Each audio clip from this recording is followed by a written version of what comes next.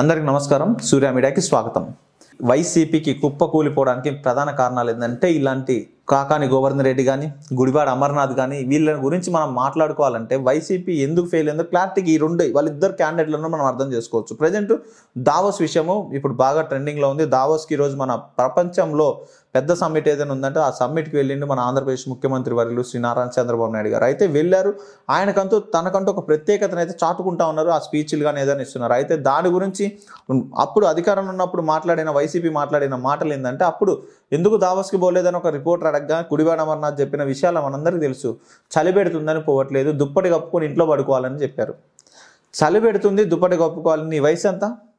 ఏజ్గా fit లేవు, సరే అది వదిలేద్దాం. ఆడదాకా పక్కన పెడితే, అమర్నాథ్ పక్కన పెడితే ఈరోజు రాత్రి చంద్రబాబు నాయుడు కానీ 2-3 డేస్ నుండి వచ్చి మన ప్రపంచాన్ని మొత్తంలో మాకు ఇన్వెస్ట్మెంట్ రావాలి, ఆంధ్రప్రదేశ్ని ముందుకు తీసుకెళ్ళాలి, ఆంధ్రప్రదేశ్లో ఇట్లా ఆల్రెడీ ఇలా గ్రీన్ కో కానీ వైసీపీ చేసిన ప్రభుత్వందే.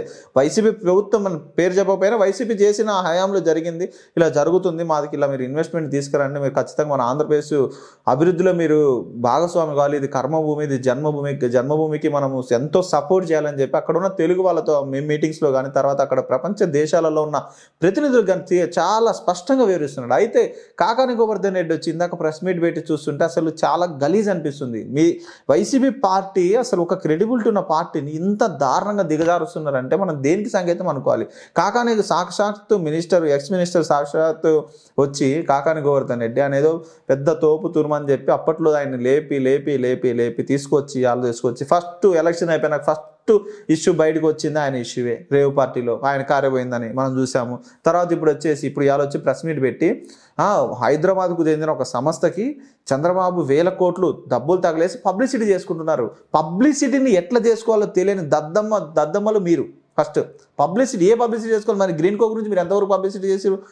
ఆంధ్రప్రదేశ్ ప్రజలకి ఎంతమంది తెలుసు? లేకపోతే తెలుగు రాష్ట్రాల ప్రజలకన్నా అట్లీస్ట్ ఒక గ్రీన్ కో కంపెనీ ఉందని, ఆ కంపెనీ ఇంత పెద్ద ప్రాజెక్ట్ చేసిందని, హైడ్రోజన్ ప్రాజెక్ట్ కానీ తర్వాత పవర్ ప్రాజెక్ట్ కానీ ఇట్లా ఉంది, మాది బయోగ్యాస్ కూడా ఇట్లా ఉందని చెప్పి చంద్రబాబు నాయుడు దావోస్ పోయి చెప్పేదాకా మనం ఉన్న తెలుగు రాష్ట్రాల్లో తెలియని పరిస్థితి, అంత దిక్కుమాల పరిస్థితి తీసుకొచ్చింది వైసీపీ ప్రభుత్వం.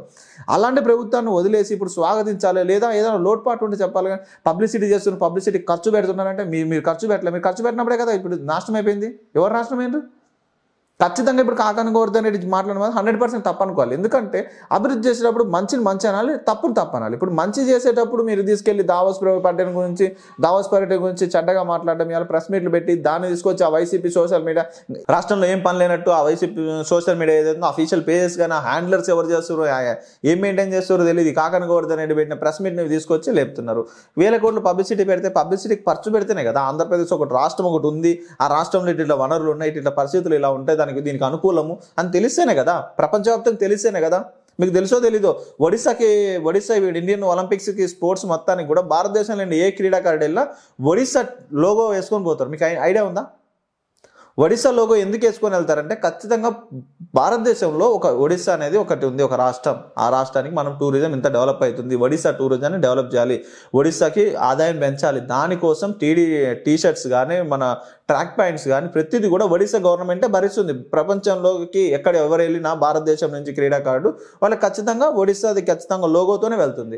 అలాంటిది పబ్లిసిటీ అనేది చేసుకోవాలి. పబ్లిసిటీ దేనికి చేసుకోవాలి? ఇలాంటి వాటికి చేసుకోవాలి కదా పబ్లిసిటీ.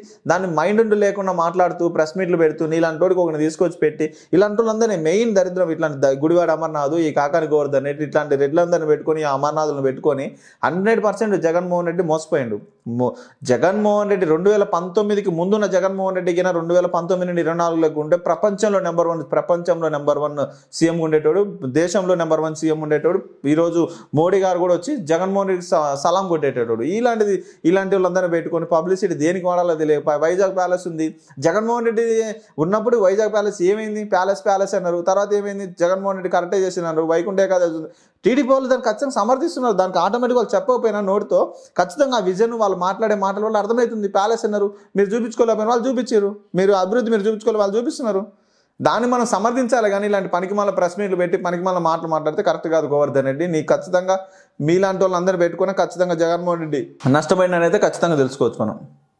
ఇలాంటి ప్రెస్ మీట్లనే కాదు, ఇలాంటి వాళ్ళన్ని లీడర్లందరినీ అట్లాంటి వీళ్ళు ఇంత ఓవర్ యాక్షన్ చేయబట్టే జగన్ తీసుకుపోయి వీళ్ళు చేసిన మిస్టేక్స్ అన్ని తీసుకుపోయి జగన్ కూర్చోబెట్టారు ఇంట్లో. అలాంటి జగన్మోహన్ రెడ్డి ఇవ్వాలంటే కరోనాలో ఆయన విపత్తులు ఎంత ప్లానింగ్తో ఆదుకున్నాడు.